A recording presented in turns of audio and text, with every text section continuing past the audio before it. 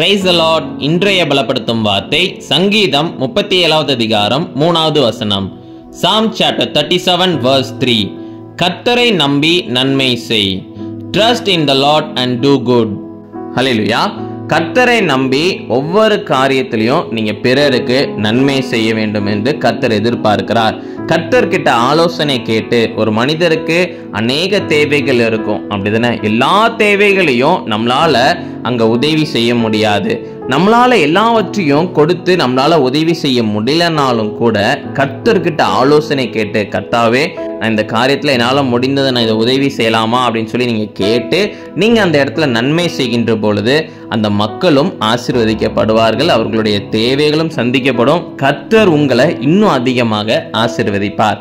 அதனால இல்லாத மக்களுக்கு முடிந்த வரைக்கும் உதவி செய்யுங்க, உங்களால முடிந்ததை செய்யுங்க, கர்த்தர்கிட்ட கேட்டு பண்ணுங்க. நிச்சயம் அந்த மக்களும் ஆசீர்வதிக்கப்படுவார்கள், நீங்களும் ஆசீர்வதிக்கப்படுவீங்க. நம்ம எல்லாரும் கண்களை மூடி நம்ம ஜெபிக்கலாம். எங்களை நேசிக்கிற நல்ல தகப்பனே, ஆண்டவரே தகப்பனே சப்பா, இல்லாத மக்களுக்கு உதவி செய்ய ஆண்டவரே எங்களுக்கு கிருபை கொடுங்க. ஆண்டவரே தகப்பனே சப்பா, நீங்க பிள்ளைங்களை ஆசீர்வதிங்க, அநேகருக்கு ஆசீர்வாதமாக மாற்றி கொடுங்க, நீங்க மகிமைப்படுங்க. இயேசுவின் மூலம் ஜெபிக்கிறோம் எங்கள் ஜீவனுள்ள நல்ல பிதாவே.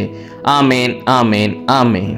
உங்களால முடிந்த உதவியை பிறருக்கு பண்ணுங்க, எல்லாரையும் நேசிங்க, கர்த்தர் உங்க மூலமாக மகிமைப்படுவார். God bless you. Have a wonderful day.